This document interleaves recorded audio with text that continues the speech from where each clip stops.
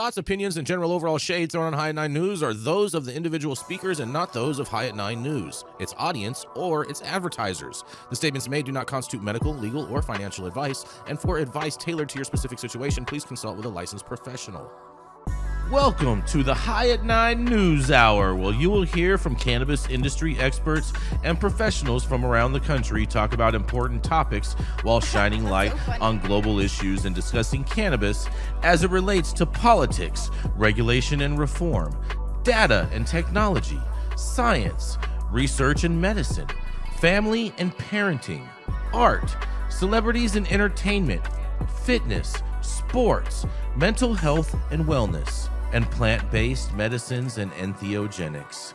Together, we are building a stronger community, fighting the stigma and creating change. With your host, Jason Beck, joined by special industry expert correspondents from around the country, and daily antics brought to you by Cannabis. Coming to you live every Monday through Friday at 9 a.m. Pacific time and high noon on the East Coast. And thank you all for getting high at 9 with us.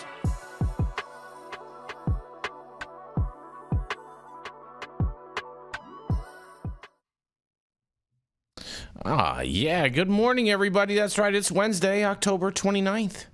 And today is, it's National Oatmeal Day, you guys. That clumpity clump, Dale. Well, store it up, because when you're hungry, you can make yourself some oatmeal. And it doesn't go bad. It has a really long shelf life. Yeah, I think it's probably still good from Pompeii. Yeah. They find it there. Yeah, right.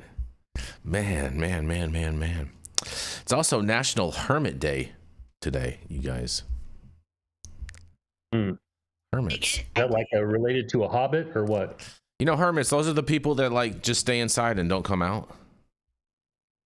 Or they just live peacefully in their own little utopia. Oh, of course you were gonna say that. I knew you were gonna say some.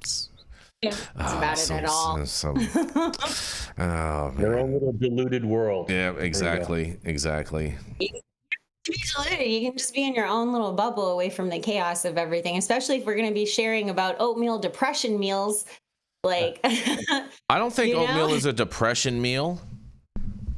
Like the Great Depression, not mental depression.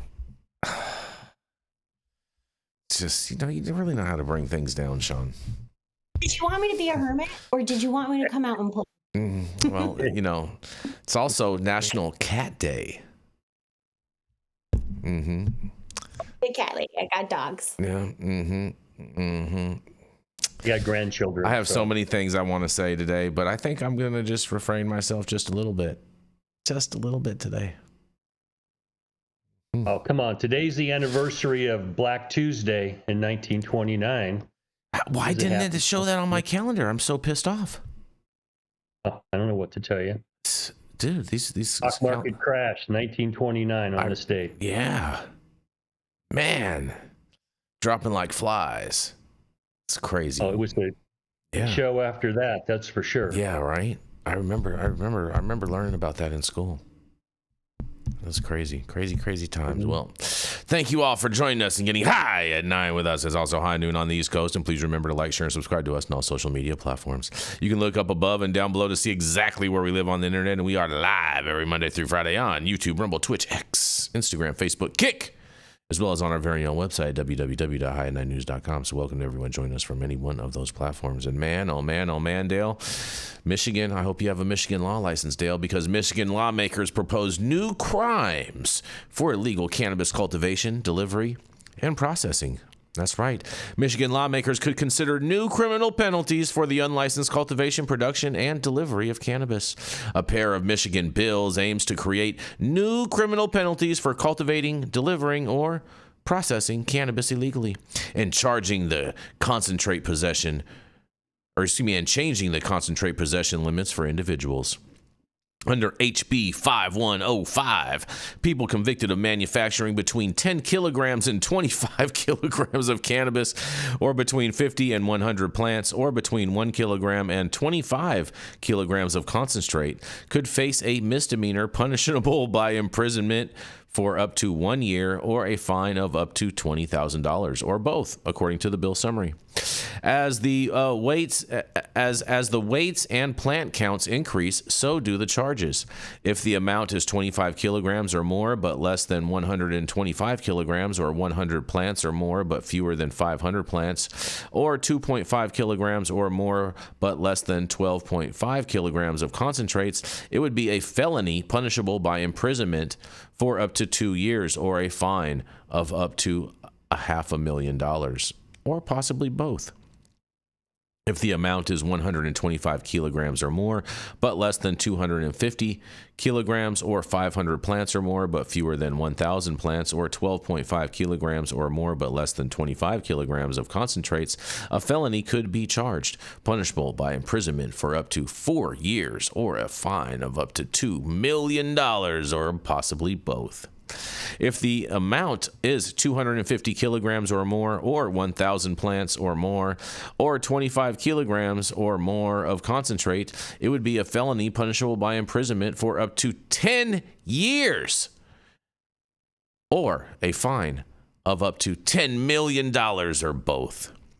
HB 5107 would not change the 12-plant home-grow limits or the 10-ounce personal possession limits, but it would add a 200-gram limit for concentrate possession.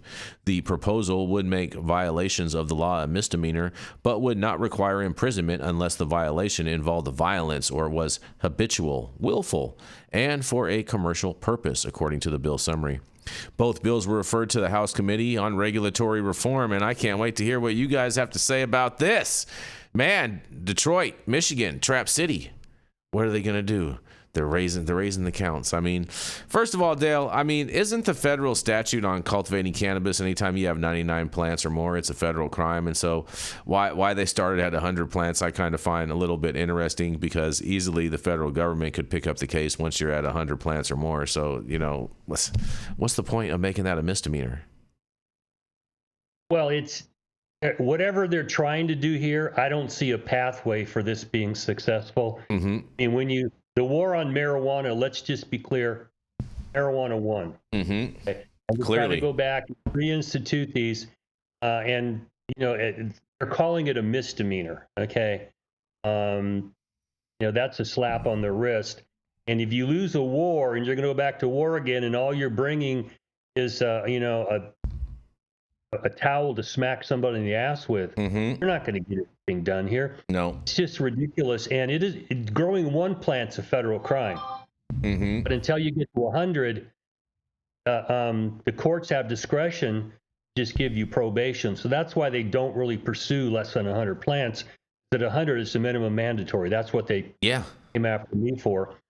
And what we got here in California is they made, you know, all weed crimes a misdemeanor soaking wet. Mm-hmm. Okay. And so the cops are like, I don't have time to deal with this shit. I got big problems out there. And a misdemeanor for having weed, that's, you know, they're not interested in going after that. So Mm-hmm. it's you know, historically, this doesn't work based upon what we're doing right now here in California. You just wonder, why is this being done? Yeah. And the amount, I mean, 25 kilograms of, you know, so that's not personal use. I know. We're involved in commercial activity here now. And so if you're trying to stop commercial activity, my argument is green light the industry. Mm-hmm. Mm-hmm. Make money off it while the people who can't run a business fall off to the side, and the ones who can continue to give you money. Mm-hmm. And people who really get outside the system find a way to deal with them. But, you know, what, a $5 million fine? Give me a break. Who's going to pay you $5 million? And that's, Exactly. I think that's an 8th Amendment excessive fine violation. I would agree with that. Yeah. You know, but I will say this is, you know, generally when the risk raises, the prices go up. So maybe this will raise the price of cannabis in Michigan. I got an eye roll from Shaun. Okay. I Yeah. don't think so. Oh man, I love stuff like that. It makes me happy. I get that they're trying to protect their industry, but this is not the way to do it. Neither is banning hemp. Like, these are very short, narrow-sighted solutions to a very complex scenario that was made complex by drum roll, the lawmakers. Oh, we can keep like, let's keep it simple. I get they want to protect their market, but if they would just open this up a bit and stop the licensing games, they could tax a majority share instead of trying to continuously levy licensed operators through taxes, through licensing fees, and then trying to catch illicit operators on the backside. That you're going to be chasing your tail all day. I don't. Okay, Michigan. Yeah. I don't know. Well, the track record now is that this doesn't work. Okay. And every time they've tried it, you can go back and look at the efforts and the results. They've been miserable failures. And so at some point, does somebody ask, what are you guys, diagnosable in the red book? This is insane. You keep doing the same shit over and over again, expecting a different result.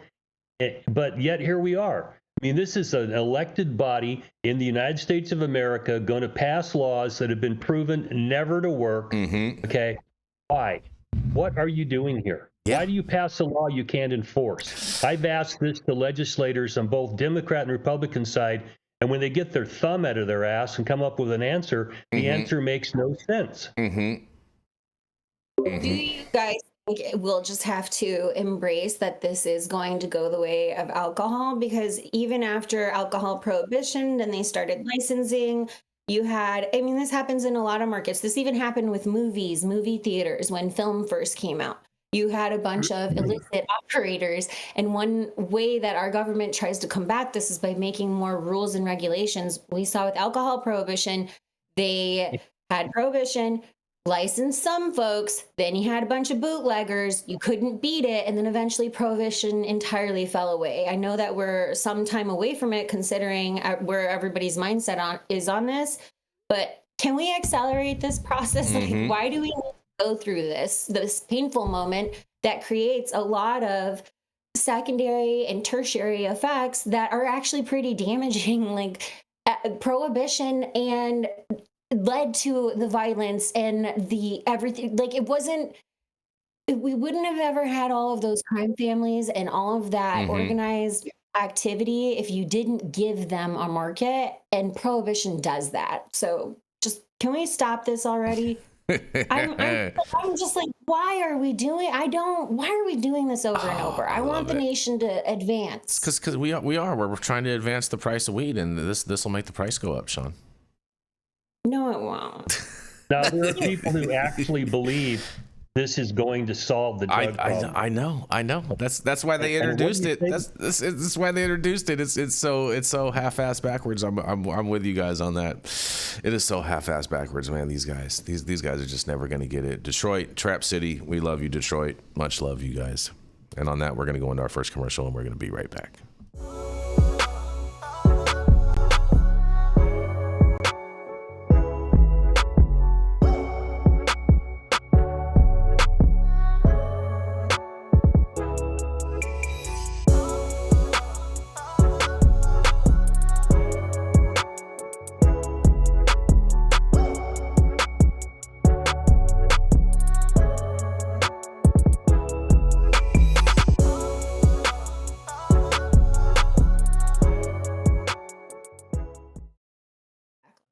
Yeah, I thought it was a little.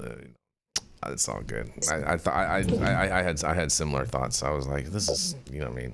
If I would have known it was like this, I'm not sure I would have participated, but it's okay. But nonetheless, you guys, because a Virginia Cannabis Control Authority launches accredited cannabis training for practitioners, you guys. That's right. The Virginia Cannabis Control Authority, the CCA, has partnered with the AnswerPage.com to offer optional online training that gives practitioners the tools to provide better patient care. That's right. The 3-course training covers medical cannabis, the use of CBD in clinical care, and information in Virginia's medical cannabis program. The CCA says they chose to launch the program in response to feedback from a practitioner survey conducted in the spring. According to the CCA, the training offers a detailed look at the endocannabinoid system, therapeutic uses, and clinical considerations for patients. The training is accredited for physicians, nurses, nurse practitioners, pharmacists, and dentists, and participants can earn up to 5 CME/CE credits. In a quote, they say, "This training empowers practitioners to meet their patients where they are," said Jamie Patton, acting head and chief administrative officer at the CCA. "Patients often come to their doctors with questions about cannabis, but many providers aren't sure how to respond. This optional course gives them the science-based foundation they need to feel confident in those conversations." The training is valuable for all practitioners, not just those who issue written certifications for medical cannabis, states a press release from the CCA. And with more patients using cannabis products, it is becoming essential for all healthcare professionals to understand the health effects, potential drug interactions, and therapeutic values of cannabis. The course costs $189.99, and the first 100 practitioners to sign up will receive a 20% discount by using the code VACANNABIS 20 at checkout. Cannabis, VACannabis 20 at checkout.com for your 20% discount, Mr. Practitioners. Well. I mean, we're always saying that all of our doctors need more information and they need to educate themselves about the cannabis system. And, you know, I guess Virginia isn't just for lovers, but it's also for cannabis doctors, or doctors that love cannabis that are lovers of cannabis. What do y'all have to say about this? Kind of murdered that. Well, this is the method that they train the medical practitioners through the continuing medical education system. I have to do it for my law license. It's called CLE, not CME, but it's the same concept, that none of this is being effectively taught in medical schools. So when you go out into the real practice world, right now people are reluctant to tell you that, oh, I take a gummy to get to sleep at night or whatever. They don't want to talk about that with their practitioner, because my experience of practitioners, they don't know shit. So you're teaching the doctor, and that's not how it should be working. Okay. So the more they can do, and this is tax deductible for the physician. It's required to keep your license. So that's the way that you connect the dots here. And the next step is going to be companies that actually are profitable are going to sponsor these kinds of programs, because it works to educate the physician. It also gets your name in their mouth. And that's how the game sort of gets played. My concern is who's teaching this and what's their foundation for knowing what the hell they're talking about. Because I've seen, all sorts of strange things come out of physicians' mouths about how this works. And, a whole lot of it's just absolute horseshit. So I'm curious of who's teaching, because there's a group called the Society of Cannabis Clinicians. They've been around for a minute. Todd and Macaria set them up. These folks have their hands in it all the time. I'd like to see a group like them be affiliated here and start working with medical schools. Because if you bring a medical school into this and you have a CME at a medical school and you have the professors of neurology and things like that, they're teaching it, expands the credibility. The medical profession is just woefully deficient in their understanding of this. They're afraid of the federal government. They're a bunch of pusillanimous little shits. And I say it because I've been married to one for a long time, and I represented them. When the government barks at them, they go piss behind a counter and don't know what to do. Well, the more you know, the better you are equipped to respond to people from an informed basis, and right now we just don't have it. So this is a good thing as far as I can tell. Fair enough. What do you think, Shaun? I think this is a good thing. I'm excited about this. I think it's great. I lost my mute button. I had moved it off screen. I think it's great. We too often we have physicians testifying and they have no idea what they're talking about. It's, I came to cannabis because my physician, a neurologist at NYU, and one of the best facilities, and I had the care of the VA, and they told me point blank, we just don't know enough about the brain. We really don't. We can't figure it out, but we could do a biopsy and slice in and see maybe if we could figure something out. Doc, I said, no thanks. I said, no thanks. I said, no thanks. No thanks to that. Thanks. No, thanks. But I appreciated his transparency. He was very honest. And a few years ago, we didn't know a lot about neurology. We don't know a lot about autoimmune pathology. We're still learning more. And there's so much to be figured out about the endocannabinoid system. So developing states that are developing these programs, I'm very happy about. Let's just make sure that these are actually good programs that are based in science, because we're talking about medicine. This can't be political. It's got to be scientific. So excited, but also to the point that we need to make sure we're choosing really good programs for our physicians to educate them, because this won't just be for cannabis. Have you ever heard of this physicians. group? Have you ever heard of this group before? Well, there's going to be a million different groups, Jason, because this is where. Yeah, but this is the one that's educating them. They're the only ones that matter right now. TheAnswerPage.com. TheAnswerPage.com. I would have to look into it, but I'm not going to discredit them off the bat just because they're small. We've gotten into this before. Well, Virginia's a small state. Huh? Virginia's a small state. It's not like it's a big state. It is. And there's also going to be small business owners who are really good at what they do, but they're not trying to scale to multi-millions.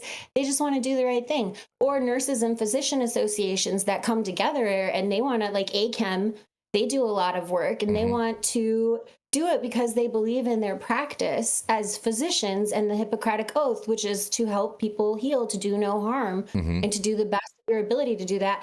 So this kind of continuing education is good, not only for cannabis physicians or those in that specialty, or in pain management specialty, neurology, whatever have you. This will be good for general practitioners and especially ER physicians to understand the plant better. So we're not overreacting if we're getting an overdose, especially with kids. We need more pediatric centered care so they can understand this is not a life-threatening situation in most cases, unless there's some kind of other contaminant in the product. It's really a matter of tossing folks in the shower and waiting it off, and then perhaps using other cannabinoids to counterbalance. We'll see, but we can't figure that stuff out until we start developing this kind of medical research. So it's a good thing. Let's just make sure we are crossing our T's and dotting our I's. I'm excited because we're always saying how doctors are very uneducated on the whole endocannabinoid system and everything, and it sounds like these guys are going to be educating these doctors about it. And you know what I mean, $200 I think is super reasonable for doctors to pay to get this type of certification. Plus they're going to get some credits on their license. And so I think this is a really good story. I can't believe you guys are poo-pooing it that much. Well, no. I know physicians. These idiots accepted from the Sackler family that OxyContin's not near as addicting as oxycodone. So, you mentioned the Hippocratic Oath, Shaun. I understand that. But when the DEA growls at them, their butt puckers up, and they won't do what's in the best interest of their patients because they're afraid of the government. And that's still the problem we have. And physicians aren't stupid. I mean, they can read the room, and that's, honestly, that's why Molly and I are prosecuted. They wanted to hold up a sacrificial lamb to the medical community. This is what will happen to you if you do this. Okay. And they're still shivering and quaking. And it's just hard to watch. When your entire license could be at risk because you played in a sandbox that wasn't totally secure. And let's be real, it's a state that's providing this program, but we still have issues on the federal level. Then I'm going to give them leeway, but I will say my stepmom was an ER pediatrician. And so I know that they mean well, most of them mean well, and they want to figure this out. Fair but yes, enough. Of course, there are some who did write those scripts and they wanted to be $1 million, they wanted to make the bag, and they took the deals with the pharmaceuticals, and we need to figure out how to counterbalance those kinds of incentives. But I wouldn't put that on physicians in general. I'd put that on human nature in general. There's a nature to be critical. I love a good bag. Greed. It's greed, and that's human nature. Before the Health Maintenance Act of 74, medicine was more altruistic. It turned into profit. Physicians are there because they can generate money. They know it, and they're into making money. And if the people handing them money tell them, you don't want to do this, guess what? They don't want to do that. And that's the problem that medicine, in my book, that's the problem medicine has right now, is they're too reliant upon other people to give them permission to do something. When medicine is called practice because no physician understands how the body works. A lot of this are just educated guesses and trying to figure out how to deal with your patient with known medications. This is a known medication, but they're still growling coming out of the government. We don't really want you to do this. And I mean, I understand the dynamics because I had to deal with Molly when, they wanted her medical license. They made it very clear. And you do that to physicians after you spend 20-something years in school, we're going to take your license away. They're a receptive audience to just shut your mouth and don't do this. So we've got a whole lot of things that have to be worked on here. And, the waters here are very deep, and there's no such thing as a binary answer here. This is complicated, and this is moving, the goal line forward. But still, I guess, let's just say I'm cynical about the medical profession and their altruism and the Hippocratic Oath. So I'll leave it at that. Fair enough.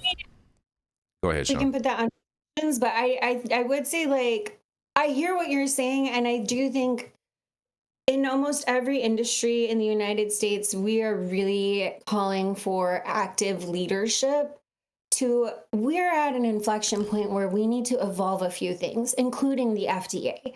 How we've looked at food and medicine has worked until this point, and now we've learned more, and we need to reiterate. And we've done this before. We just have a really hard time as a nation accepting that change is a constant, that it will never be like it was 10 years ago. Please stop looking backwards, and that we need to put in or find leadership or develop it so that way people are thinking constantly, not just about how we can keep medicine safe in the current manner that it's practiced, but how can we evolve it without, I understand wanting to have safety regulations, and we need to do that, but we need to also allow a level of innovation and experimentation for those who are willing to participate, like more clinical trials, more ability to do that, so we can have leadership that can functionally evolve different industries in this country, not just medicine. We've got issues all across the board, and we need a whole evolution of how we look at all of these problems. We're looking at things like we're still in the 50s. It's 2025. We gotta move forward. Fair enough. Well, just to back up a bit from our first story, we did get a super chat from the C Word I want to read. It says, "It is insane how close the prices are for garbage weed and exotic fire. Make one cheap and one expensive." And I have to agree with that somewhat. But the problem is that. It's like art, you know what I mean? People think one weed is good and it's really trash, and and then they think the good weed is great, and that there's nothing special about it. It should be the same price as their cheap weed. So you know what I mean? It's all subjective, but nonetheless, we're gonna keep this train rolling right on to attorney at law, Mr. Dale Schafer. Dale has been an attorney since the Reagan administration. He has represented physicians, hospitals, insurance companies, cops, corrections officers, and for the last 25 years, he has specialized in cannabis law. He served a 5-year federal prison sentence for helping medical marijuana patients and managed to save his law license. He's blunt. He doesn't smoke them because they're ratchet, they're nasty, they turn your teeth yellow and other things yellow. But he is honest, and he's unconcerned with your opinion, public opinion, and anyone else's opinion that wants to identify in any type of way.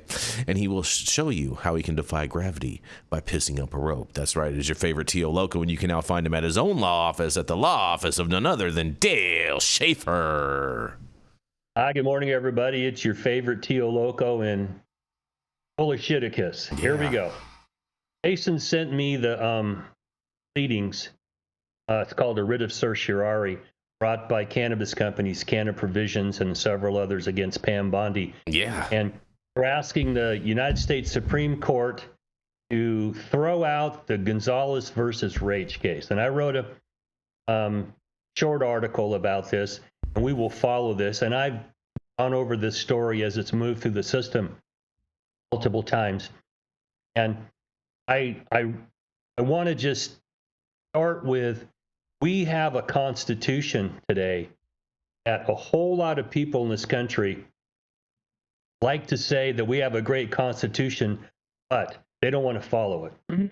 And that's part of what we've got wrapped up here. For those that aren't familiar with this, I've touched upon this in an article I wrote here. But the biggest issue that I have with all this starts back in the 1780s when we're under the Articles of Confederation. Every state was an independent country, basically, and they had import and export tariffs, and they had, taxes and excises. You came across the borders. It was a complete disaster for commerce.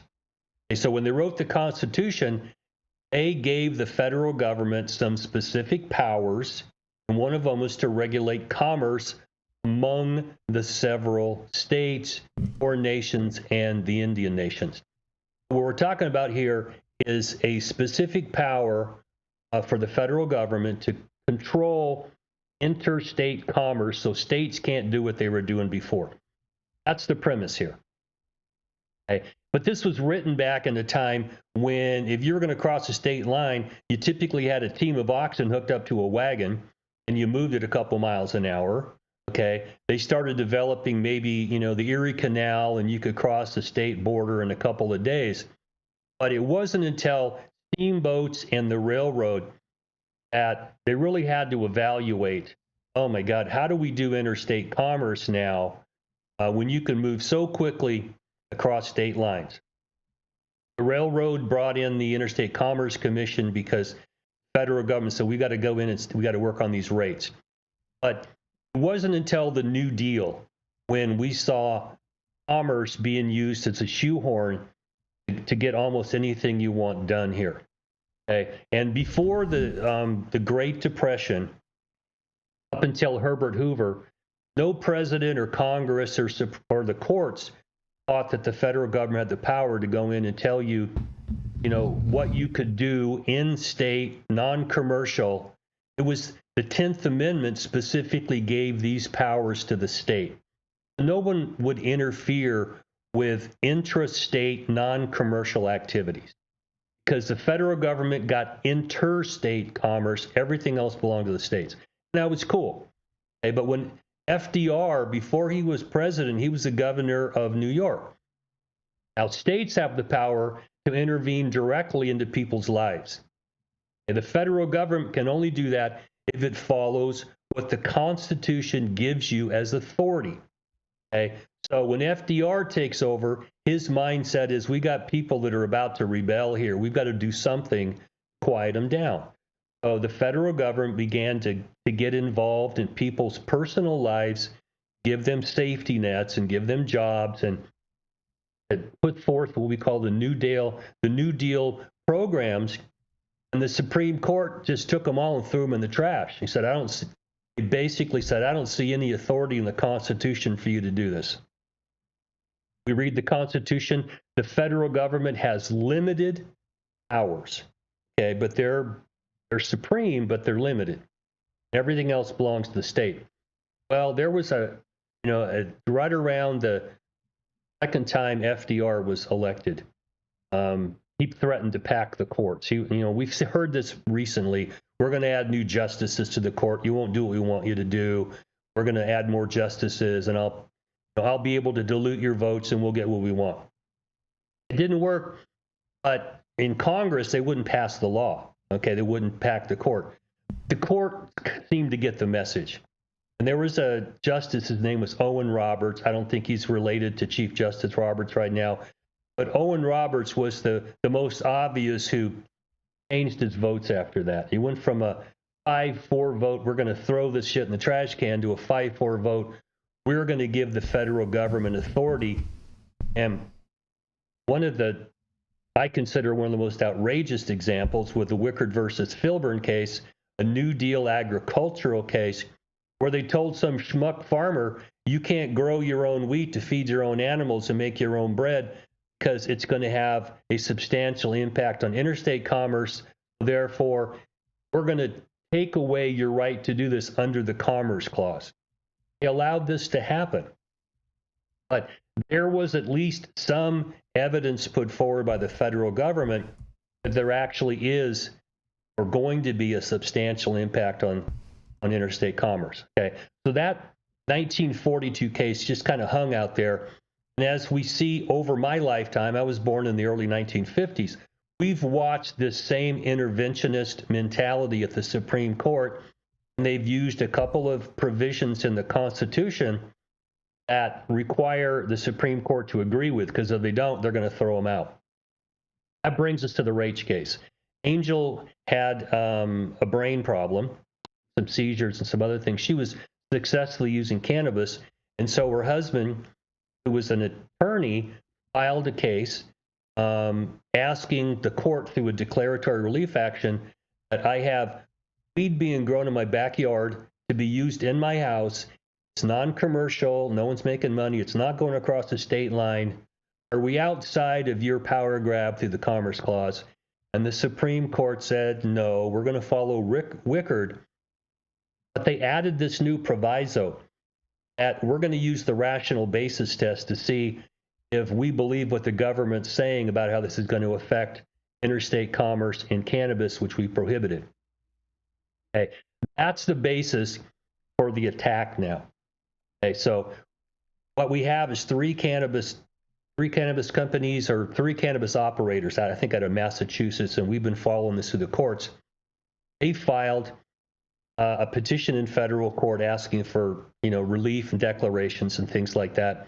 And because of the RAICH case, the district court, the trial level, said there's no triable issue of fact here. Okay, the Supreme Court has said you can't do this. Okay? The Supreme Court can control this through the Commerce Clause using this rational basis test. And the rational basis test, if it's rationally related to a legitimate government power, government wins every time. Okay? Now, I've said this before, and I'll say it again. What Clarence Thomas asked was a real clarifying question. Do we make the 10th Amendment a dead letter?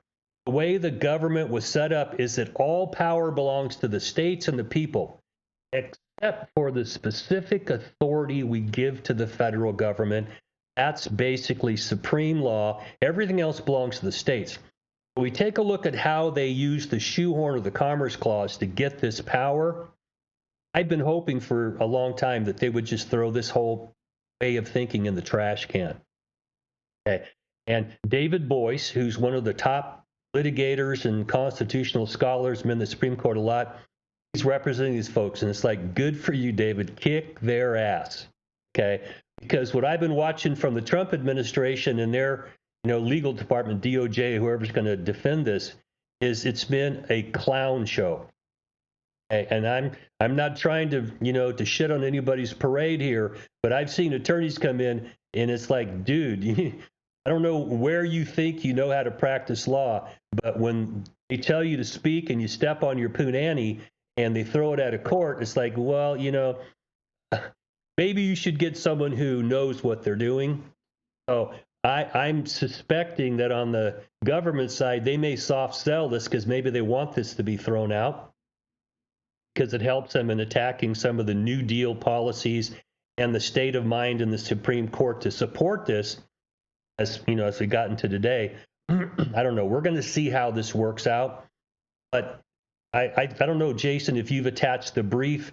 Actual brief is about 50 pages long, plus another 50 pages of additional cases and appendices they've attached to it. It's not a bad read. If you're a legal geek like me, I got through it really quickly because David writes well. I appreciate he writes well. But it sort of lays out the problems that you face here. And I've just touched upon some of the issues here that are going to come up. And Wickard was what they used to prosecute me. No one was going to touch me until the Supreme Court decided the federal government has power over these strictly interstate activities, because everything I did ported with California state law.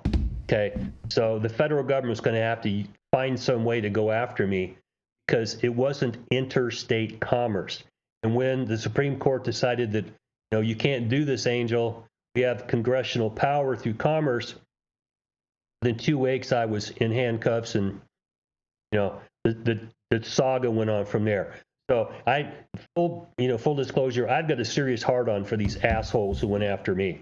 Okay, and I'm not going to try to hide it, because I thought it was wrong what they did. It was a display of power. It was a political trial to make a point for physicians because they're a bunch of pusillanimous little shits, and they got the message.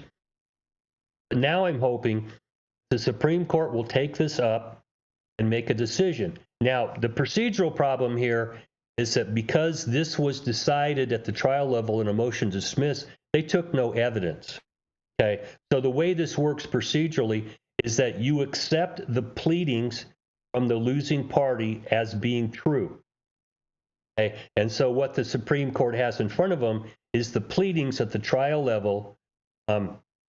You assume them to be true. I don't know if that's enough for them. They may want this to be expanded a little bit and kick it back down to the trial level to take some evidence with some guidance about what we want to see as far as evidence from recipient witness experts and things like that. But we will see if we're going to get that sort of relief or if the court's just going to take it up. My sense is that there's a couple of justices in the Supreme Court, especially Clarence Thomas, who's chomping at the bit, pull the rug on the extra constitutional interpretations of the Commerce Clause. And the Affordable Care Act was one of, I was in prison when the case on the Affordable Care Act came out, and they said, you do not have interstate commerce authority to do what you're doing, which I thought was a good signal. And if we get a case like this ahead of us, in front of us again, we're going to throw this entire concept out. Now, what I don't know, and this is what we're going to watch here, is if there is a compelling need to take some action on the federal government over something that involves commerce. Are we going to allow this if we make the federal government bring evidence and make a showing that it's necessary to do this because we have a compelling state interest here to protect? Okay, that's the strict scrutiny test. If they use that to allow the federal government to then get into the states and people's business through the Commerce Clause, I think that would be a victory too, because the government usually loses all those cases. It's a heavy burden to prove that what you're doing is necessary for a compelling state interest, because they really don't exist here. There's other ways you can attack this. We've just been given the green light through the Commerce Clause since the 1940s to do this. And I'm hoping that the Supreme Court says, nah, you can't just come in and say, we need you to do this and for us to believe you. You're going to have to prove it up that you need this kind of power before we're going to allow you to. Now, this is going to be a turd in a lot of people's punch bowls, because there's a whole lot of people that think the federal government should come in and do all the stuff for me, even though the Constitution gives those powers to the states. Okay, so we're going to see how this rolls out, because a lot of people now are sort of gnashing their teeth about what might happen if the Supreme Court takes away the ability for the federal government to act the Commerce Clause, or make them really prove we need this power, and for how long are we going to have this power before it goes away. This stuff is all up in the air. If you haven't been following the Supreme Court, the Voting Rights Act question has some of the same issue. Okay, we allowed you to use unconstitutional means to discriminate against other people because there was historical discrimination. We're going to allow you to do that for only a period of time, and then you can't do it anymore. So there's a lot of things that are, in front of the court that might signal where this is going to go. Don't know. I'm not saying I like or dislike this. As far as the RAICH case goes, I don't like it. I've told you I have serious animus towards what they did. Okay. But if the Supreme Court pulls back this ability for the federal government to act, and it's going to go to the states, and I'm not sure I know what to predict what's going to happen here, because the federal government, and I learned this when I was in prison. I was in Nevada in a prison with a guy who got federal charges for knocking over a stop and rob in Nevada. Okay, and it's like, well, how do you have federal charges for theft charge in Nevada? Well, they said that the stuff in the store crossed the state line, so therefore the government can have a general criminal power to come after you for robbing a gas station. I thought that is absolutely ridiculous. How does the federal and the state has the power to do that? Why is the feds involved in this? Yeah. Okay? There's a whole lot of things going into this. And I'm sure a lot of people are out there gnashing their teeth, hope it doesn't happen because they've gotten used to the federal government intervening in people's lives. The federal government was never set up to be your safety net. That's the states, local governments, and charitable adventures. We've gotten used to the federal government doing a lot of things, and perhaps they really don't have the power to do that. I'm not advocating that we take away SNAP benefits from people or anything like that, but there's going to be some changes from the Supreme Court, and I'm just, trying to call balls and strikes here. I think that they're going to take away the power of the federal government to do this. Ramifications from that, we'll try to watch it as it goes through. I'm going to throw us back at you for your comment because we're going to be talking about this for a minute. Oh, you know what, Dale? Oh, man, I am so excited about this case. And shout out to David Boyce for all of him and his firm for all of their hard work on this. But if they could shoot the RAICH decision down, like I know Rand Paul wants to shoot the tax code away. You know what I mean? That would be a great day for us all. That would be phenomenal. And I really like all of his arguments that you've outlined so eloquently in this piece. And you can read the full piece on our website at www.high9news.com. And Dale, I did ask the guys to attach that cert to the website article. So hopefully that'll be done and attached there so anyone can view that before the end of the show. But man, this is going to be a humdinger, and man, I'm going to sit back with some popcorn and enjoy this, and maybe maybe some chicken, and oh man, this is great. Potential ramifications are significant. I'll try to let you talk, Shaun, but the ramifications could be very significant here. Yeah, go for it, Shaun. I mean, that's I don't know if I'm enjoying this with popcorn. Oh, I am. The Voting Rights Act affected. Well, the Voting Rights Act's already been destroyed, pretty much. Then please just let me go for it. Go for it, please. Go for it. It's all you, girl. It affected people. Okay, it affected my family directly, and then we have. I agree. The government needs to prove up. It's kind of silly that we call it a ration. What do we call it? Rational basis test. Yep. Right. The rational basis. Rational basis. But they have to prove nothing as the federal government. They can just, that doesn't sound like logic and reason to me. So they should have to prove up because what Dale is saying is true. We are a union of states, and the federal government, after the Depression, the government stepped in with the New Deal and other things. And then federal bailouts became kind of a strategy that we tap into, but it's not supposed to be the typical standard. Those programs are supposed to be run by states, including civil rights programs. And when the states fail, then the federal government is to intervene and intercede to make sure everyone is getting their rights as promised by the Constitution of the United States.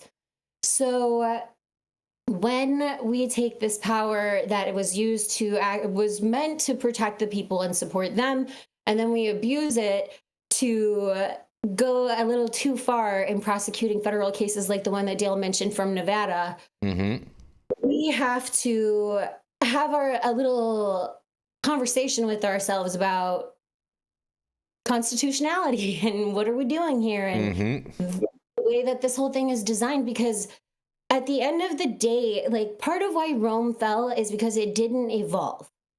And we need to look at this in a much bigger way than just looking at it from the perspective of today or even the past few decades or forecasting for the next few decades. Sometimes I want to remind folks that China has had thousands of years, and the United States is very, very young, very young.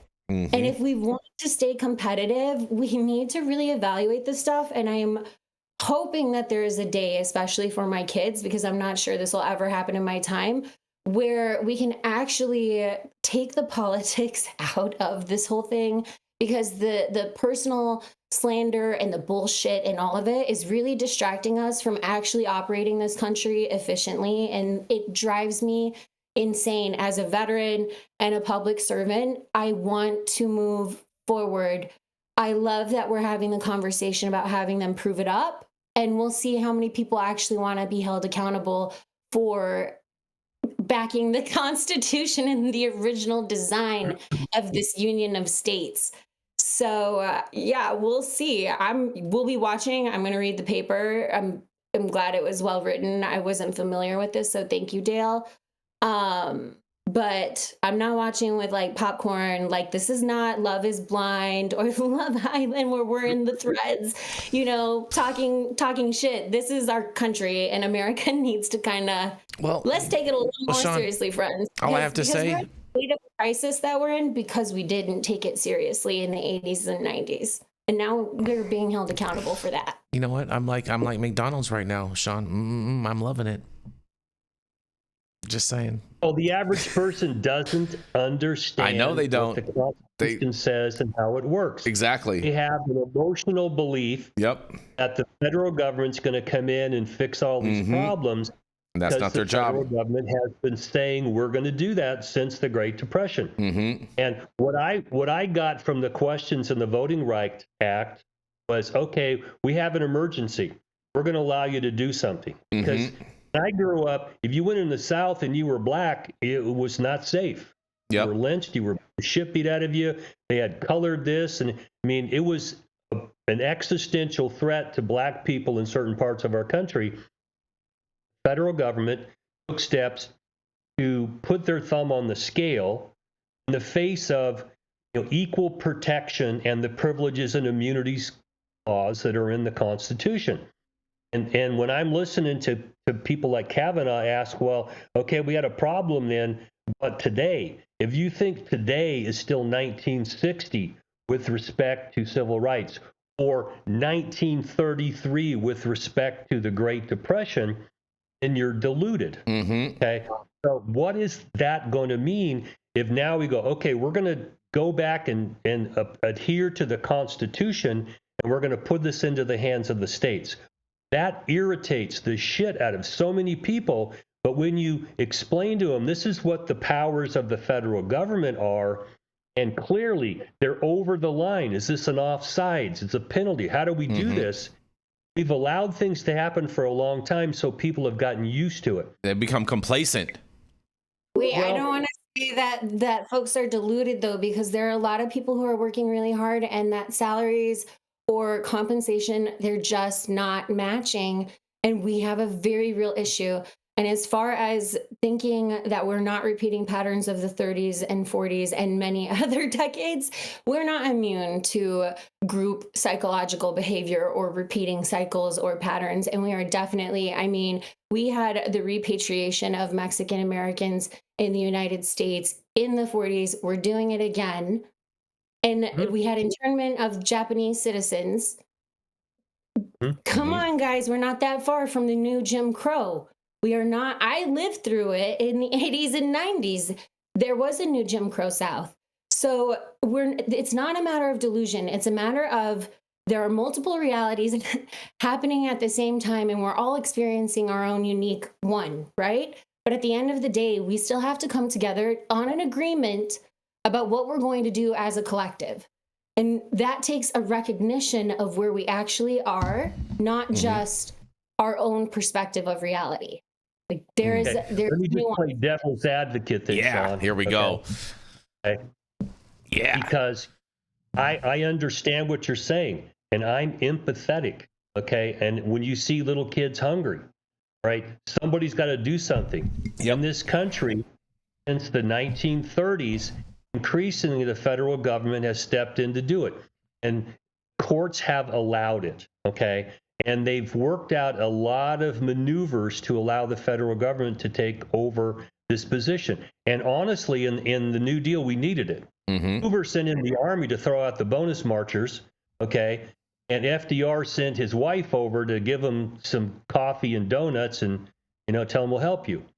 Okay? That empathy is what we're all relying on, okay? But the Constitution says nothing about empathy. And I'm not here to say it's good or bad. I'm just saying in the late 1780s, when this was decided, they were afraid of having a king again. Mm-hmm. Okay? But it starts with life, liberty, and the pursuit of happiness. It's the pursuit, not a promise. It's the pursuit. Okay, but the Declaration of Independence is irrelevant in a constitutional argument. They don't even want to hear it.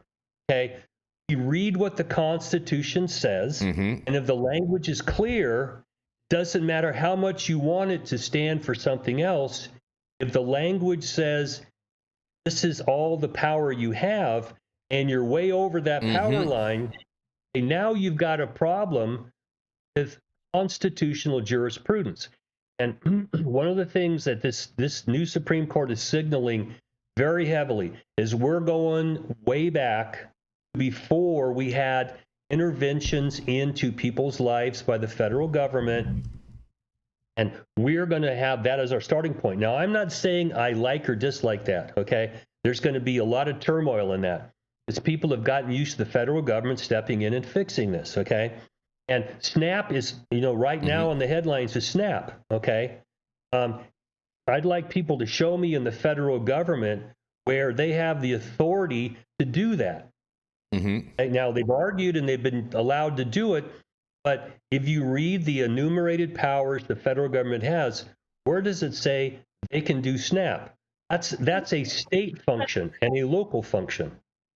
Well, Dale. Well, I have a question because the SNAP is ultimately a subsidy through the Department of Agriculture, and the Department of Agriculture, has jurisdiction over crop production and our overall food supply, Dale. So why would this case disrupt SNAP benefits if SNAP benefits really run through the Department of Agriculture? Hold on, I want to add one question. I want to add, because I was going to bring that up. The question that I want to add then is, we created this program, SNAP, to solve multiple problems because we ran into complex issues away from the parameters of the Constitution. So with the logic that we're using, and Dale, you very eloquently put it, but then by that logic, we would be able to dismantle everything. I'm all for it. Which is okay if you want to do it. If you want to be able to take everything apart. But at the same time, we still need to build functional programs to operate this thing. Like, it still needs to be a union that is functional. Or are we going all the way back to just being states? I don't think so. Like, most of the states can't do it on their own. They need the union. That's why. And Hawaii Sustainable, he's like more than half of the farm bill is SNAP, and so he is somewhat right about that. But Dale, what do you got to say about all this? Multi-layered issues. It's not as simple as looking at it as. Hold on, Shaun. Let Dale opine for a second. What we're seeing here is an argument for the emotional side of we got to help people versus the legal side of who has legal power to help people. Okay, our system was set up so that the power to help people individually was a state function, and it was reserved to the people through charity. Now, in the 1930s, it's like, this ain't working, we're overwhelmed.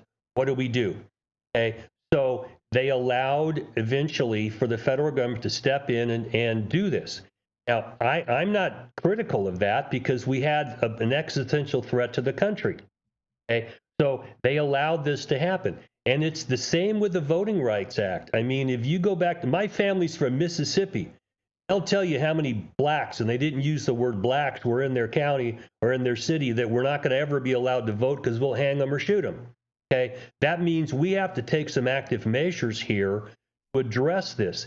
And they did that. But if you read the Constitution, power to get involved in state elections is with the Congress.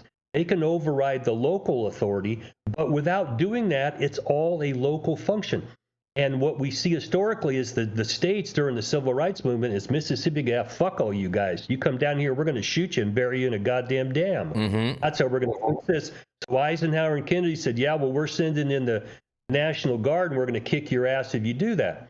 That would be evidence, in my opinion, to show that we need to step outside the Constitution limits a little bit and take some action to rein this in. Okay, so I don't have a problem with what they did there. They had the goods to prove that we need to do this, carry out, an important function here of the federal government. How long does that last? Because this is not 1960 anymore. All those areas that I grew up in, where if you were black or brown or a female, you're shit out of luck. Okay, white men had all the power. They took steps to fix that. Today, it's not the same. If somebody discriminates against you because of your race or your gender or your age, you can sue their ass off. You couldn't do that in 1960. Okay? So we have addressed the problem. We haven't fixed the problem, but we give people the mechanism to go into court to redress these grievances. Okay, we're not in 1960 anymore. So that argument just doesn't hold any water anymore. And what I see the Supreme Court listening to is, okay, maybe we took some temporary steps to step outside our constitutional authority. But if they rein it back in and you've got to prove that you need this authority before we're going to give it to you again, that's going to change constitutional jurisprudence tremendously. And I see it coming. I'm not saying I like it or dislike it. I just see it coming. And the states are going to step up, which means places like Arkansas and Mississippi and Louisiana, where they got the money to find their ass with both hands, what are they going to do? I don't have an answer for that, because that's the empathetic part of me saying we got to help them. But what we're seeing right now, you give the federal government the ability to give money to a state, and at their women caprice, they can take the money back. And now what?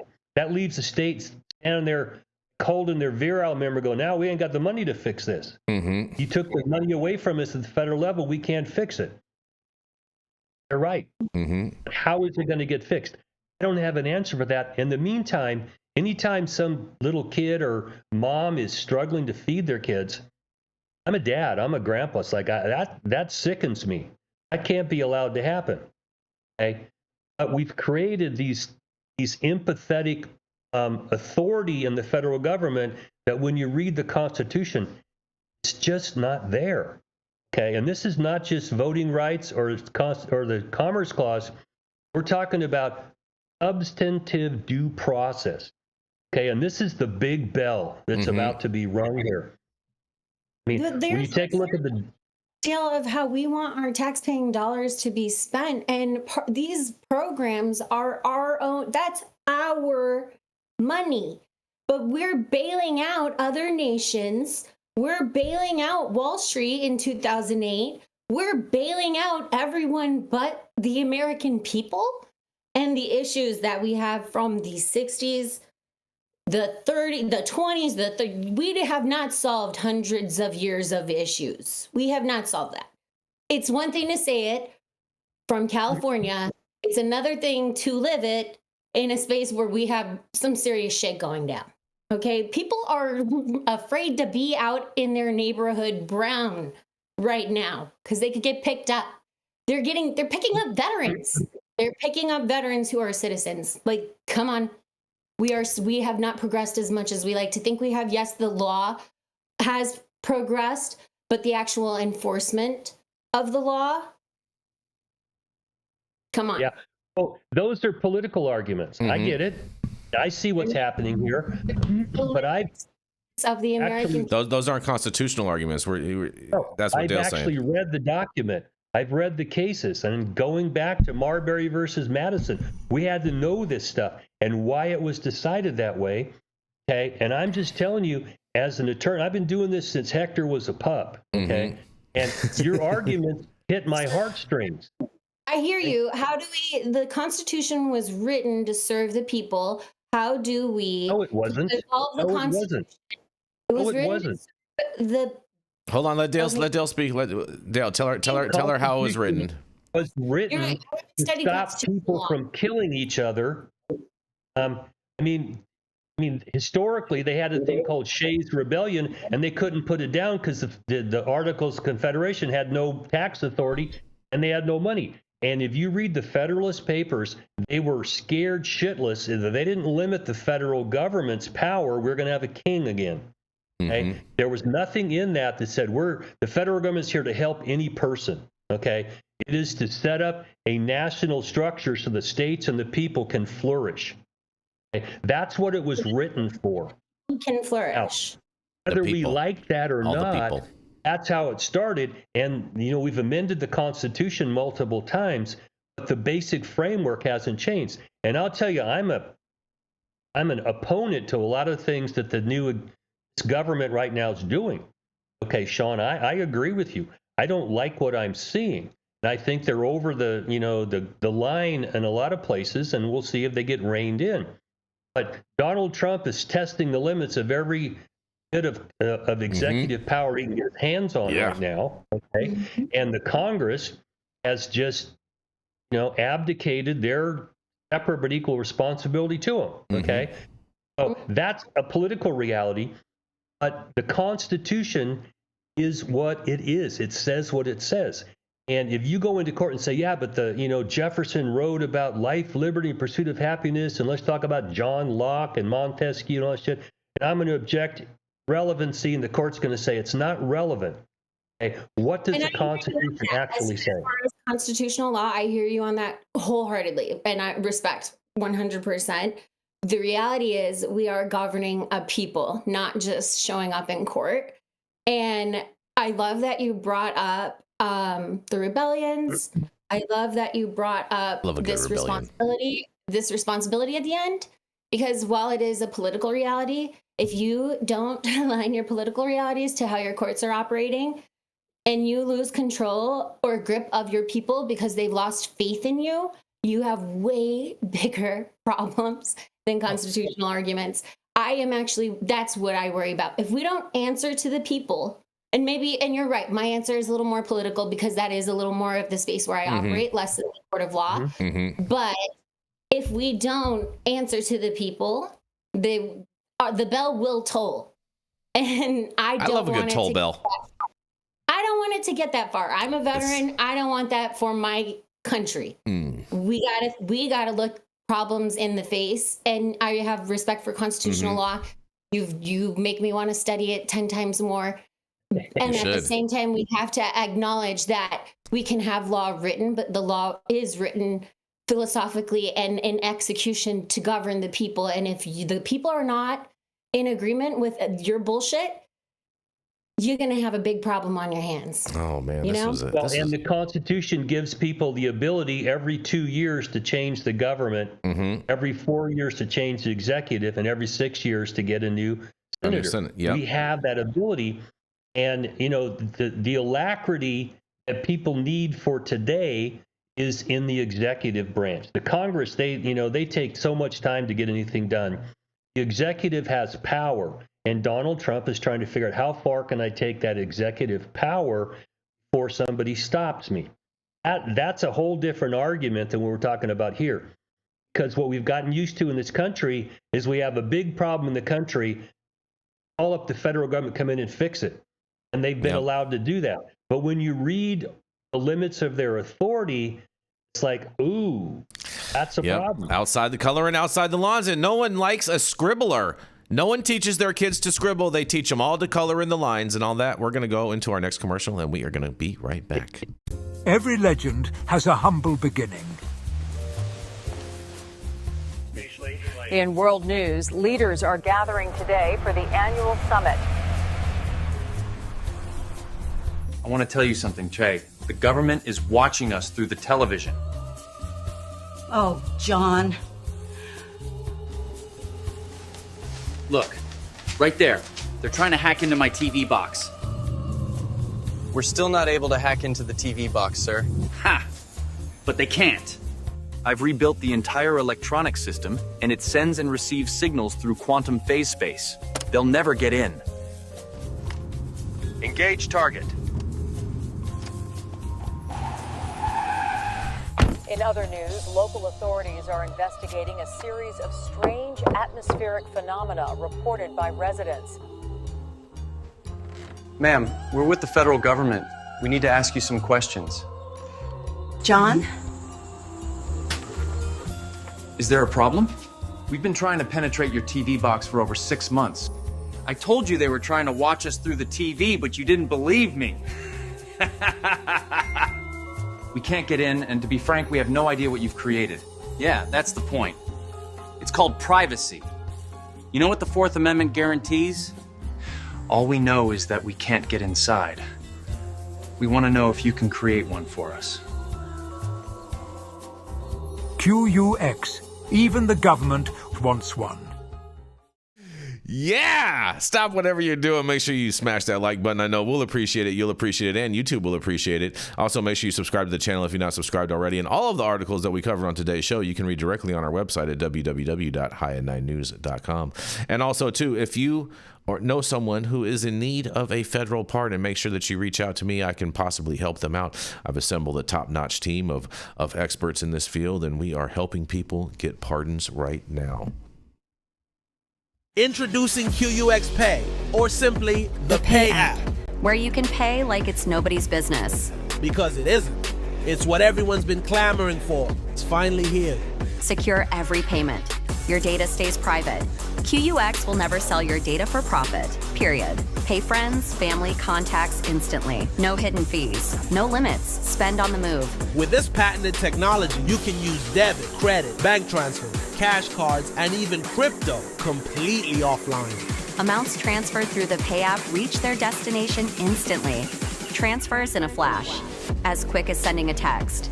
No more waiting around like crypto. Are you ready for the future of payments? The state of the art for money is finally here. Data privacy and security protocols trusted by militaries and banks worldwide. QUX Pay, the Pay app. Available as an app and point of sale system, personal and corporate accounts available. Go to QUXPay.com and start using the Pay app today.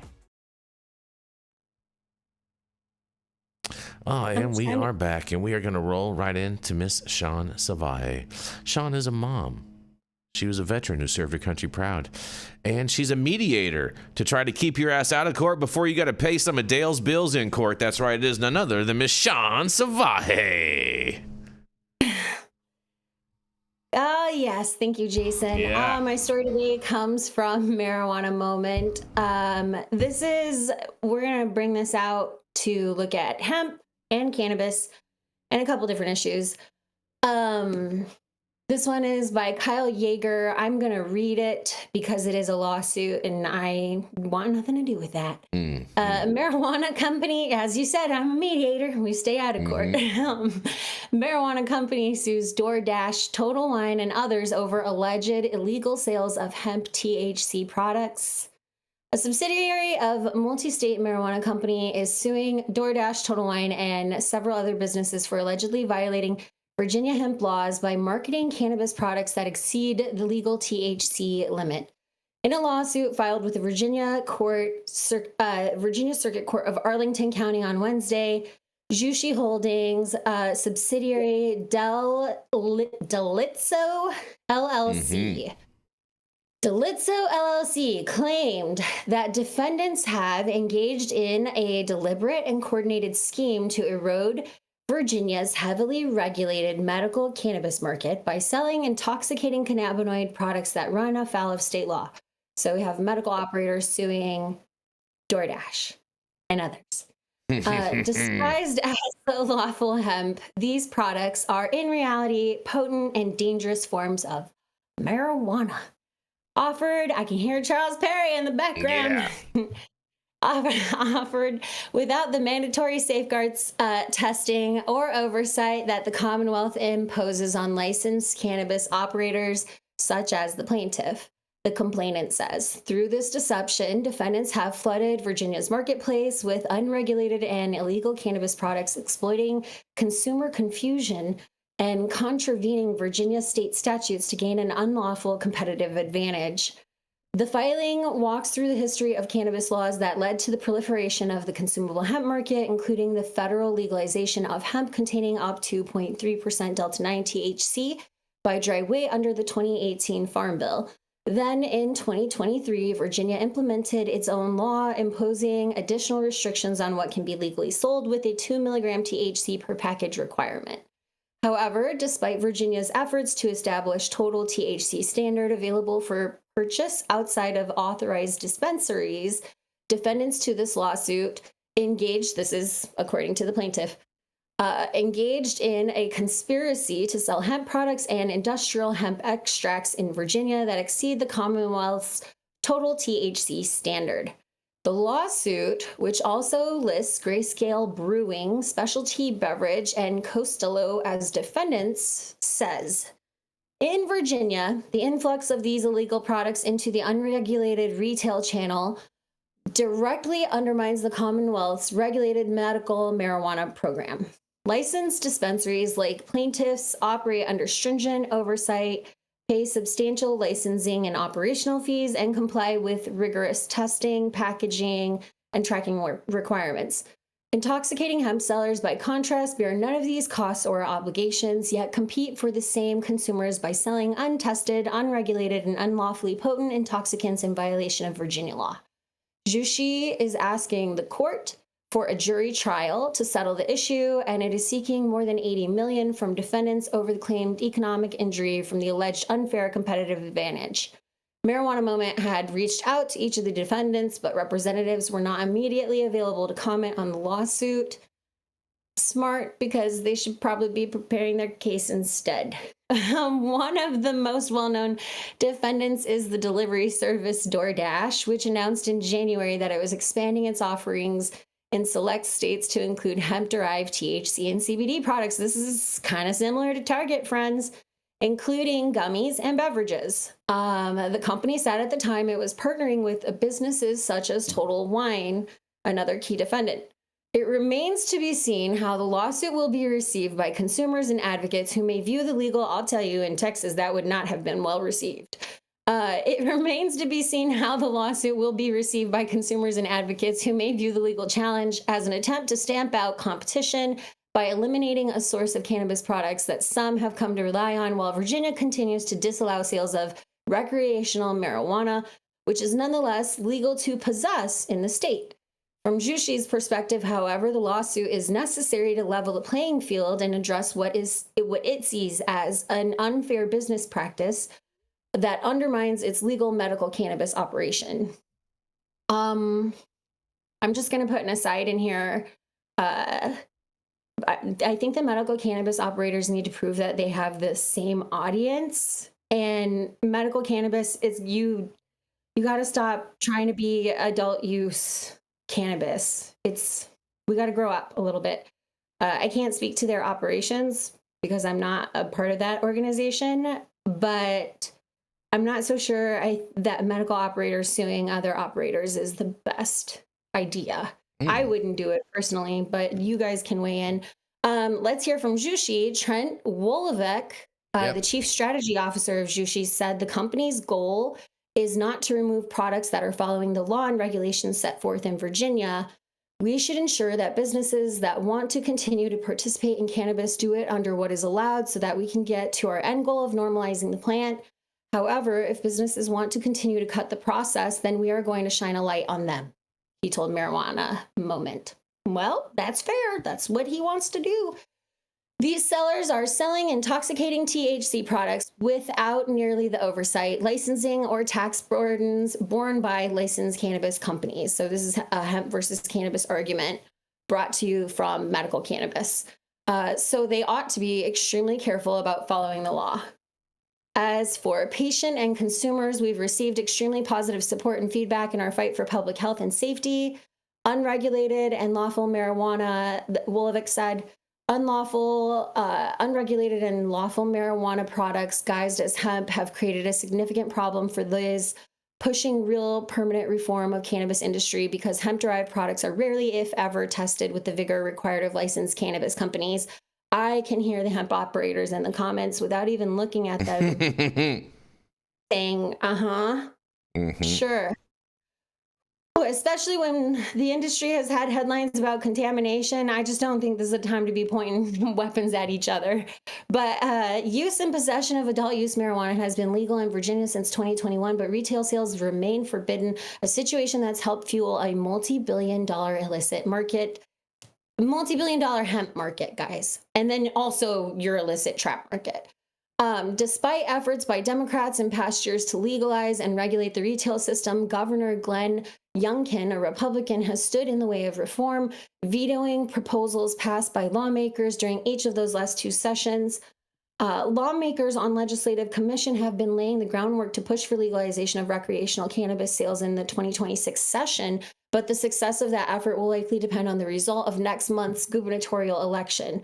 Democrat Abigail Spanberger backs the reform, but Republican Winsome Earl Sears opposes it, and the two clashed on the issue at a recent debate. Hemp businesses tried to block Virginia from enforcing the intoxicating hemp cannabinoid law in 2023, but a federal judge rejected the legal challenge. All of this comes as Congress and state legislatures across the country grapple with their own hemp laws. This is good because we're going to talk about what's happening right now, actually. With a growing number making moves to either ban or strictly regulate the sale of intoxicating cannabinoid products.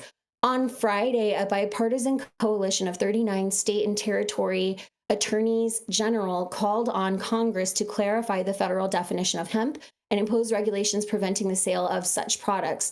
A GOP Senator, Harris, I believe, is who we'll be talking about now, is hoping to replace a proposed ban on hemp THC products with alternate appropriations language mandate. So the House Appropriations Committee sent forward to the Senate a bill, HR, I think 4221.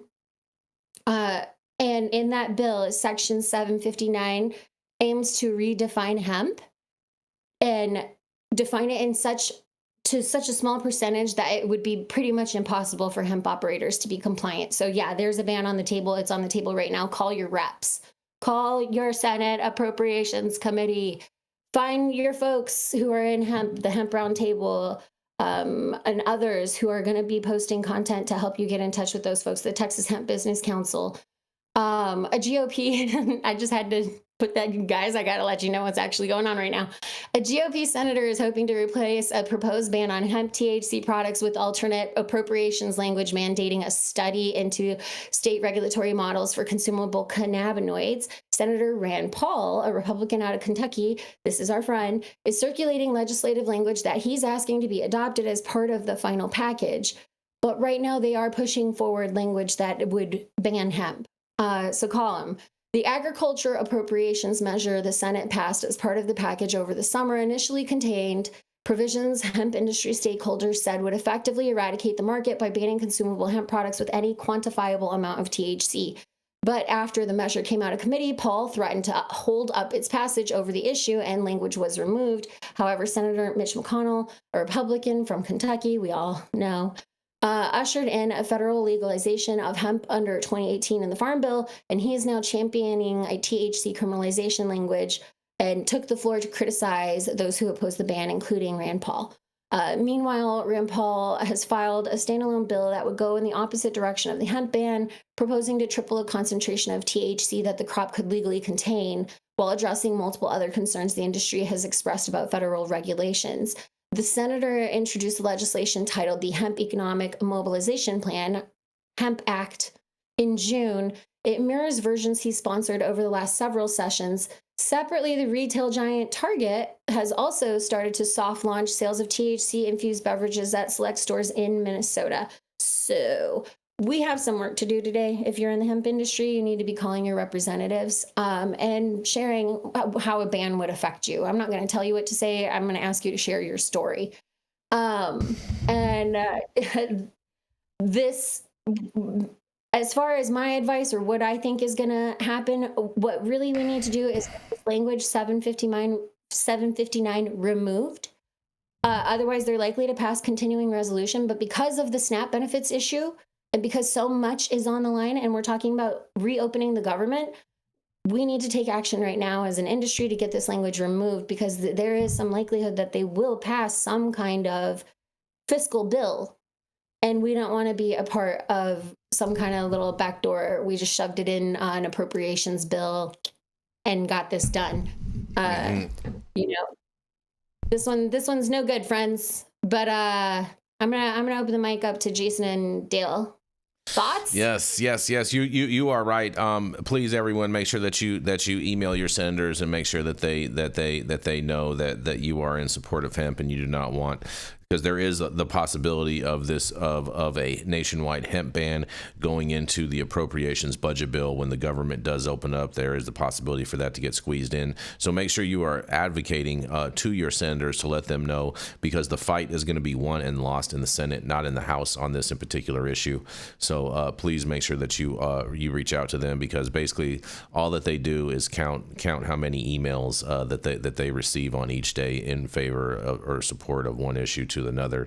So I would say this: I would say send early and send often. Back in the day, daily politics was vote early and vote often, but email these senators early and vote and email them often, and let's get these tallies up. But call them right now too, because if their phones actually have a massive volume of that pisses callers, them off. That pisses everybody in the office off. You do not want to piss them off. Just send them emails. Just send them emails. Have been getting, I understand it pisses them off, but they have to listen to their constituents, and when a number of constituents call on the same issue and they get the volume can move the needle, even if they can't listen to your full thing. Even if the staffer only takes the message, it's important to call right now, because they're not responding to emails, and the emails also have a delay. They don't always get read within 24 hours. You should not expect them to respond to an email. I mean, these staffers, they get over 50,000 emails a day, so you shouldn't expect that. I've seen some of these staffers' emails, and I'm like, how do you even deal with all this? It's insane. It's truly insane. And the reality of it, though, Shaun, people can do whatever they want to do. In reality, I'm going to advocate for just emailing them. You can advocate for calling them and emailing them. I don't really necessarily have a problem with that. I'm just saying that I know that it pisses them off when they can't get anything else done because the phones don't stop ringing, and then that just slows down government to even slower halt than what it's already, snail's pace that it's already moving at. We're slowing them down by calling them? Mm-hmm. I don't think so. We are. Call your reps. You have the right. And that volume, when we actually stop traffic, that's when we get things done. Call your reps. Email them. Well, we're conflating federal and state authority here again. Yep. Okay. Because the suit you talked about, Shaun, is based upon an unfair business practices law, and most states have them now. Traditionally, it didn't exist, so their legislatures passed these laws to make it illegal for a business to, falsely advertise, to break the law, to make money, things like that. They're called unfair business practices acts. And the hemp issue just falls into that. If you've got a license to sell cannabis and people can sell hemp, but only below 0.3% THC, and they're selling it above that, then it's unfair competition.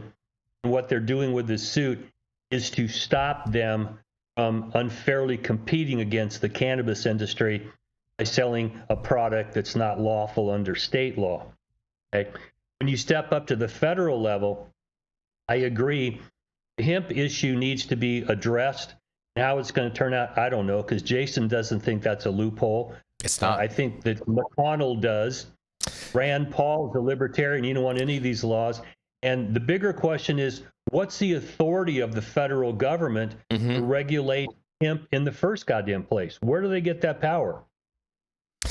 You have a good point, and maybe the Supreme Court case will just, blow this whole anything that they try to do out of the water, which would be a great thing for America, and open up the market and just be like, hey, you guys don't have jurisdiction over plants, and and boom, therefore all of a sudden cannabis is descheduled, and thank you, Supreme Court. That would be great. I don't remember seeing anywhere in the Constitution that said the federal government can control agriculture. I don't remember seeing that anywhere either. Commerce among the states, and if that's the shoehorn they're using to do this, it could be drastically changed. Yep. Okay? And these are traditional state police powers, right? And every state has the power under all the federal drug laws and the agricultural laws now to have their own rules. Okay, and that's what we got here. Any state can say, nope, you can't sell any intoxicating hemp products. I don't care how much THC is in them. We can outlaw them in our state. Feds say they're legal. The state says it's not. That's a split of power. It's part of the 10th Amendment. Now, this gets complicated in these issues because there's a lot of emotional problems going on here. And to break through the emotions to go, okay, let's stop and read the grant of authority where it comes from. The states have the power to do this.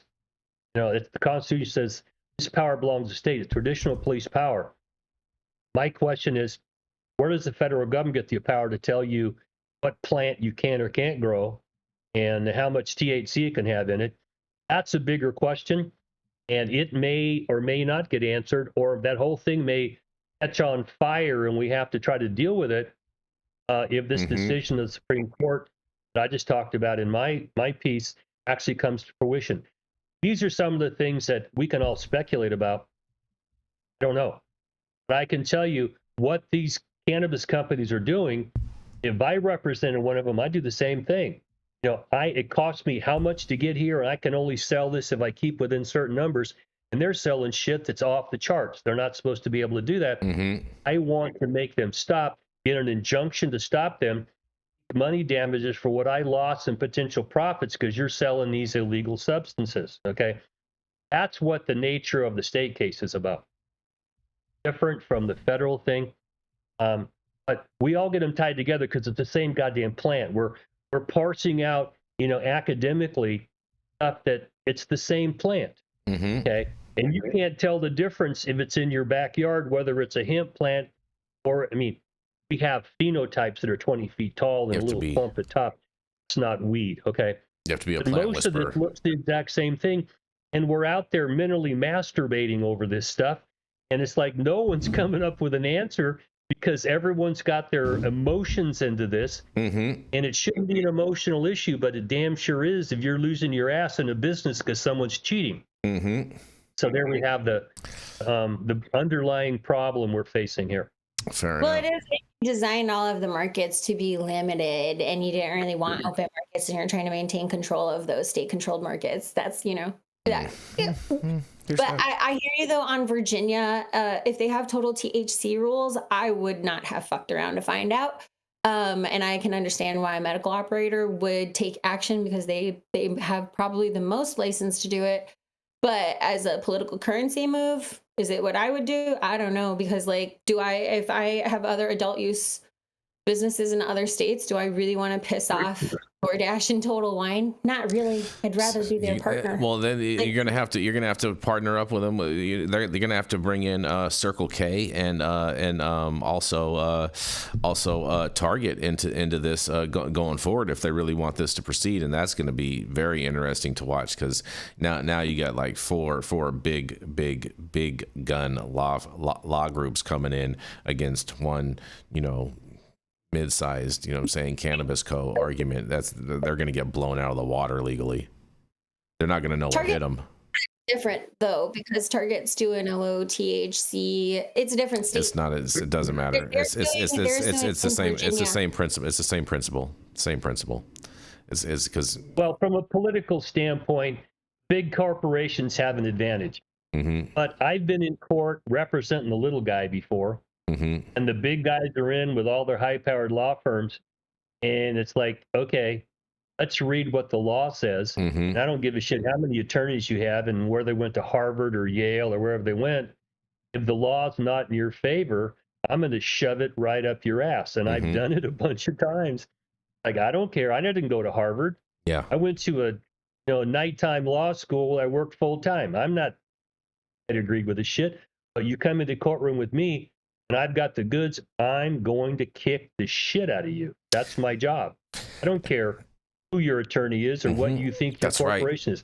That's political power, and they definitely have it. That's right. When I walk into court, I don't give a shit who your CEO is. I don't care. Yep. Law is the law, and I got the goods to win, and let's go. Yep. And on that, we're going to go into our final commercial, and we're going to be right back with the goods. I just ordered the summertime strawberry salad with added steak on top here at Anna's. Make sure you do the same thing too next time you're in downtown Long Beach. Come on down and check out Anna's joint on the 400 block of Pine Street. They have amazing selection of beers, foods, and when you come down here to Anna's, you can even challenge me to a game of shuffleboard. if you want to lose.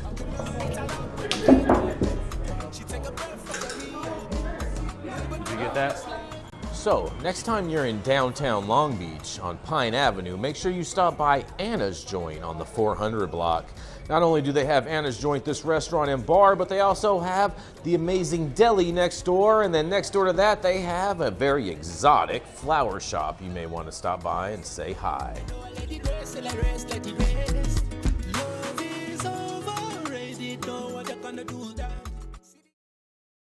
Yes, and we are back, you guys. And man, I have a knockout story for you guys because Mike Tyson set to take center stage in Harrisburg to fight for legalization of marijuana. That's right. Famed boxer Mike Tyson will be at the Capitol on Wednesday morning to advocate for the legalization of adult use cannabis. Tyson, a well-known supporter of cannabis, has previously been vocal on the issue, directly opposing Senator Scott Martin's views on the topic. In a post on X, Mike Tyson says, "Hey, Senator Martin, I saw your comments on PA cannabis legalization. PA isn't just missing out on revenue to its neighboring states. It's missing a chance to make legal, regulated, age-restricted access the standard. Saying no leaves the door open for cartels and illicit players to fill the gap with zero safety or age protections. Let's prioritize health and public safety and give Pennsylvanians the freedom to make their own choices. As someone who's seen the benefits firsthand, I'd welcome the chance for my team and I to sit down with you." In a post on X back in July, Tyson said legalizing the drug isn't just an expanded opportunity for revenue in Pennsylvania, but rather a safeguard to preventing drug-related crime.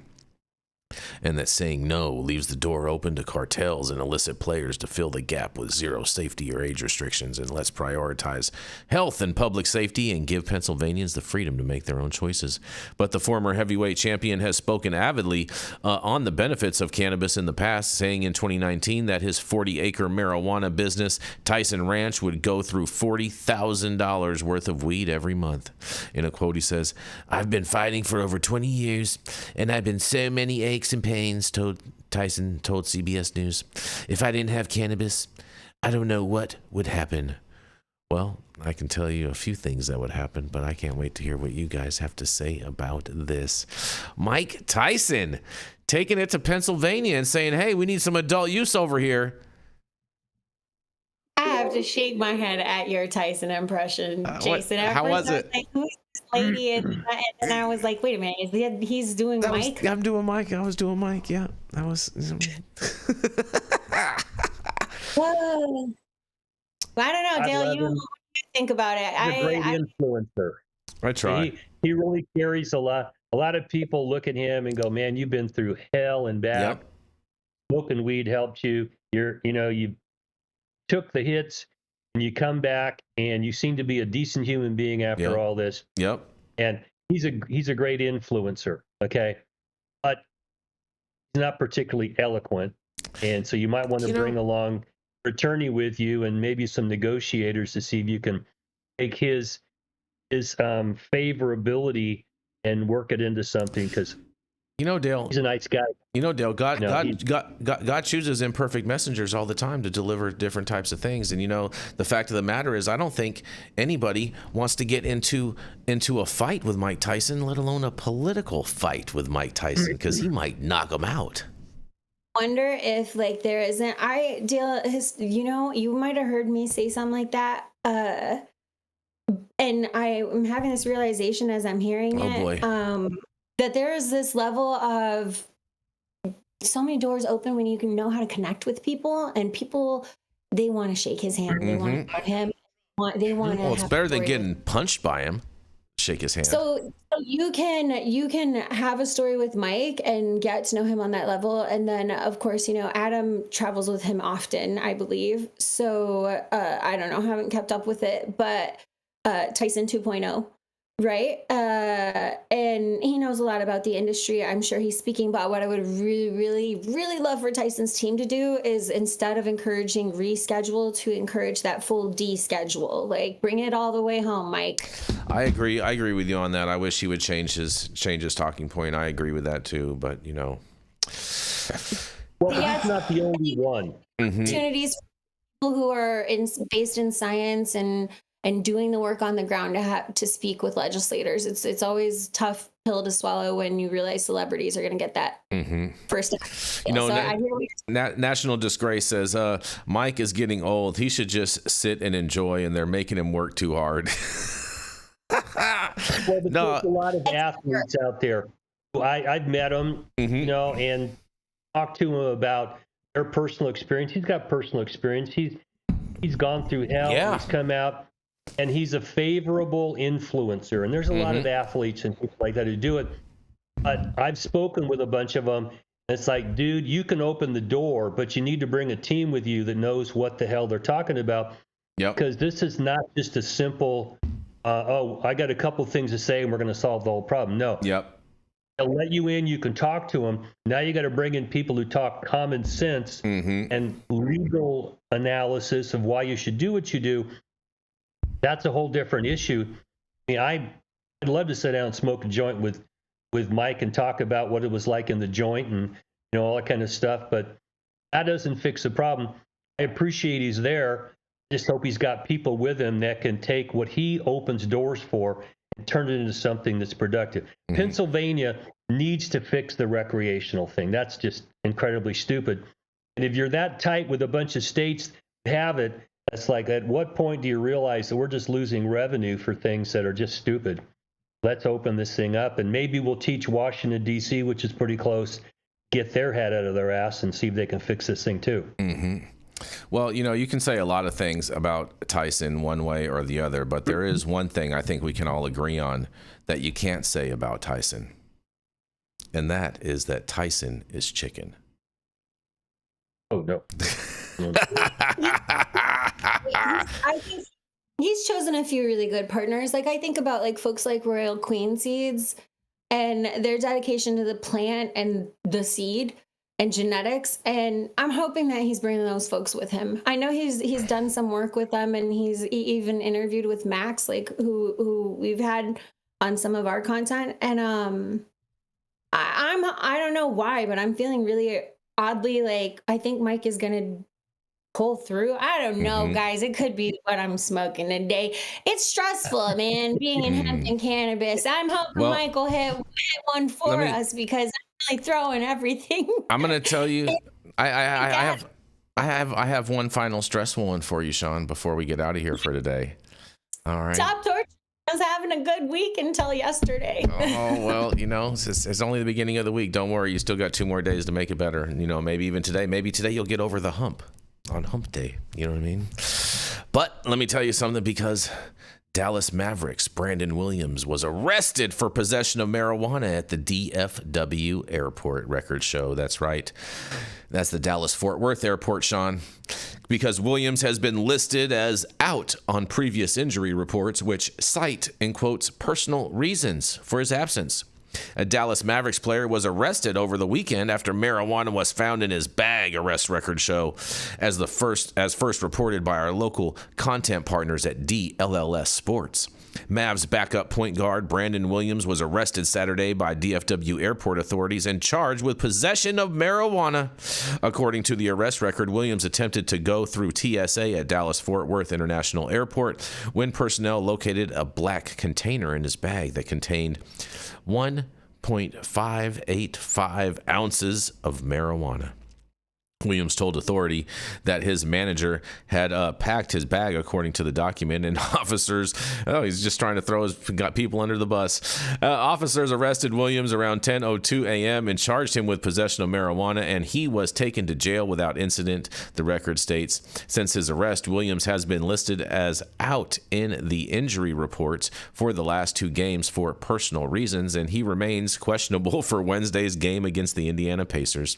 Williams played 1 season at the University of Arizona, and after going undrafted, bounced around between G League teams before landing in Dallas in 2023.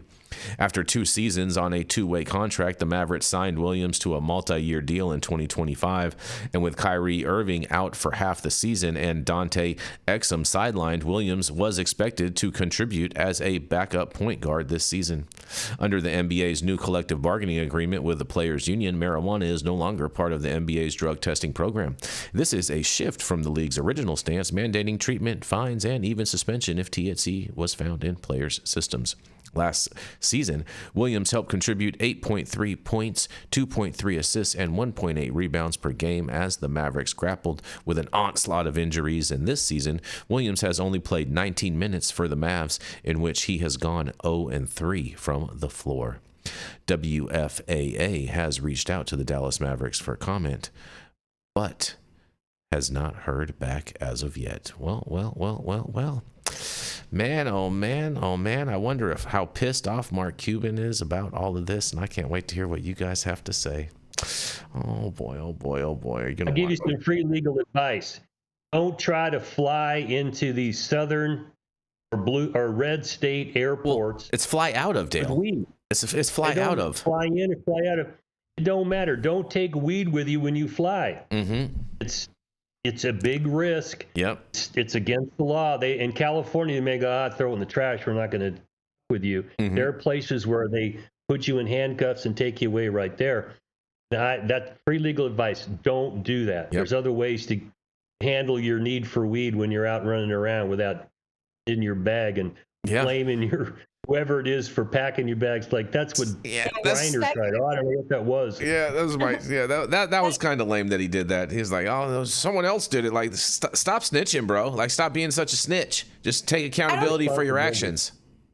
I don't think it was snitching. I think his manager said he was the hit. Hello, when you're the manager, you don't let your player take the hit. That is straight snitching, Shaun. That's the definition of snitching. 100%. That's the definition of snitching right there.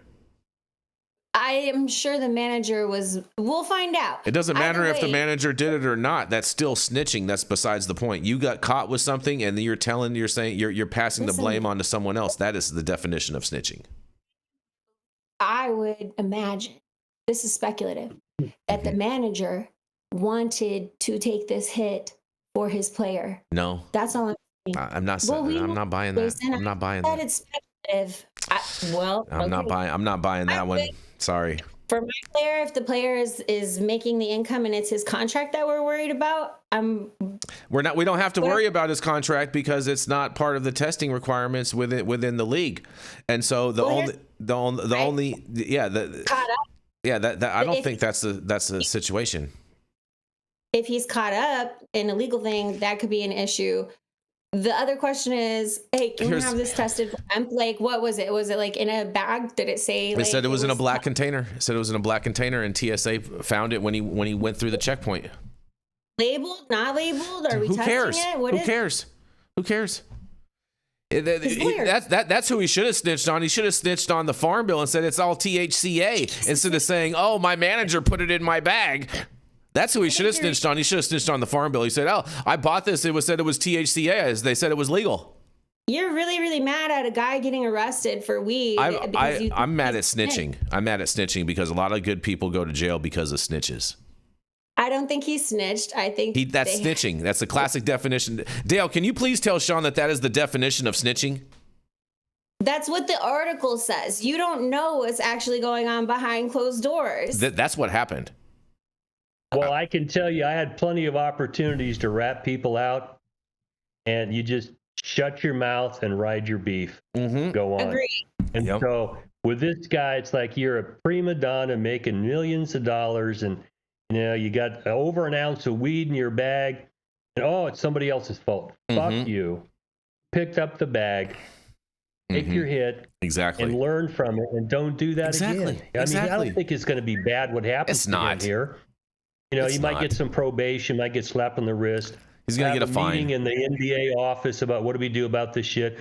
put a memo out. Listen, dumb fucks, don't put weed in your bags when you're flying. Can I tell you what's wrong with you? I'm going to tell you what he's going to get more in trouble for is the fact that he's missing these games because his team needs him to win, and he's getting paid a lot of money to be there and to show up. And so the fact there's bigger problems with him missing games than the reality of the legal ramifications of getting caught with this. That's what I was saying. I thought the manager would take it because then he wouldn't miss the game. He can't take it. He didn't get caught with it, Shaun. If he packed them both. They'll arrest them both. It won't matter. It don't matter. It don't make sense to have two people in jail for one dumbass crime. Hopefully they can just get this. You would have thought this guy would have learned from Brittany Grenier not to put things in your bags. Yeah, I wouldn't travel with it through any. Travel right now is so precarious. Oh man, travel. Well, speaking of that, we're gonna travel off into the end of the show, and thank you all for joining us and getting high at 9 with us every Monday through Friday at 9 a.m. Pacific and high noon on the East Coast. And big shout out to our audience and supporters for tuning in daily and listening to the insanity that is the developing cannabis industry. Huge thank you to Catalyst Cannabis for helping us keep the lights on over here, and thank you to our correspondents for being absolutely amazing. Thank you to Cannabis Sativa L for giving us a reason to do this every day, and thank you to Cloud Media partners Elias and Gabriel somewhere in the metaverse. And thank you all for tuning in and getting high at 9 with us. We are America's #1 daily cannabis news show. Trademarked.